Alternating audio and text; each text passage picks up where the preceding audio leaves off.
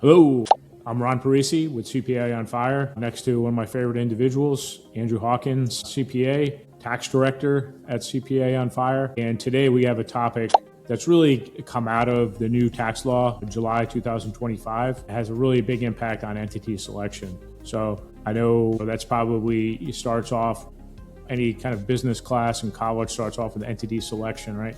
Everybody thinks that they're a master at it. But actually, just like I always say, like tax is an onion. There's a completely different levels to this, and we need to peel back.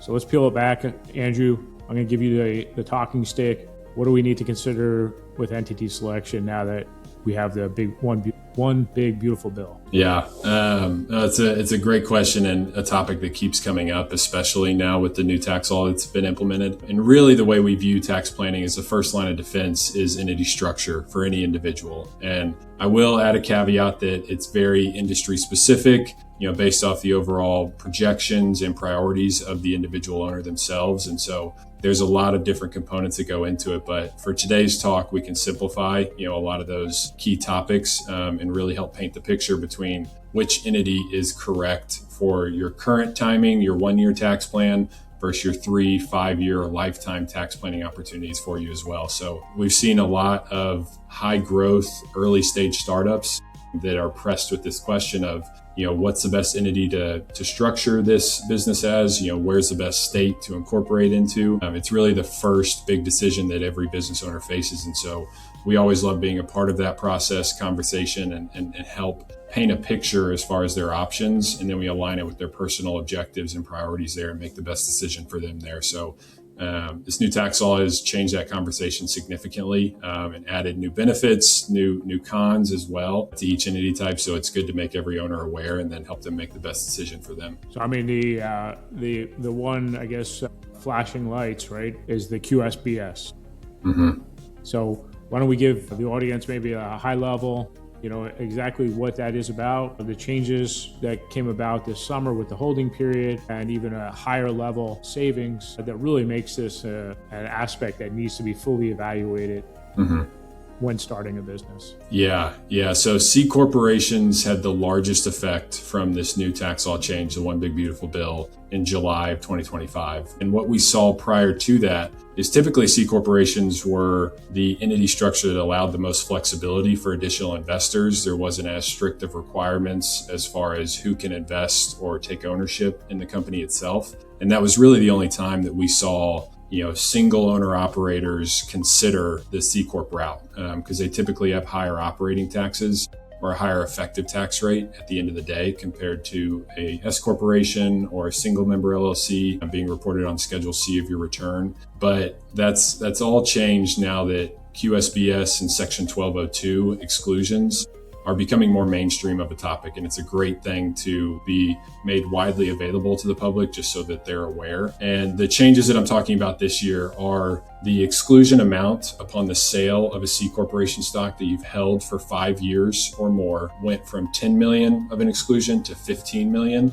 So if you sell the business for 15 million, you're able to exclude the full amount, assuming all other qualifying criteria are met, which we can go into, just depending on the specific situation for each client. But you're able to save, what would be a 23-24% effective tax rate on all capital gains from the sale of C corporation stock. You can exclude that entirely. And it's one of the largest tax savings opportunities for all entrepreneurs. You should absolutely consider it.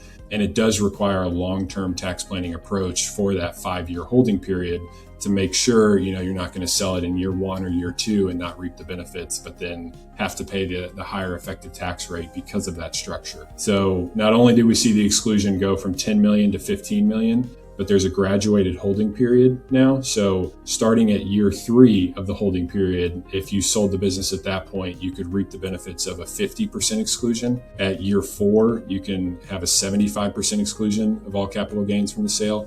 And then year 5 is the standard 100% exclusion there. So the largest amount of benefits are still within the 5-year holding period, but you're able to take advantage of it a little bit earlier if the transaction or opportunity presents itself earlier than you had predicted, which happens all the time. It's not, all or nothing at that point. You're able to take a prorated portion of it. So it becomes even more available to more business owners, and is definitely something you need to be talking through with your CPA just to make sure you're in the right structure. Because like we mentioned earlier, years 1 and 2, a C corporation might cost you more in taxes. An S Corp might be better. Single member LLC might be best. But when you take a step back and look at the big picture, it's usually a pretty easy decision to make, assuming you qualify for all the other characteristics as well. Yeah, I was just saying, I know you put together that really powerful software that allows us to really look into the future, build some scenarios, make some assumptions, and really get to see what this new legislation, new changes could save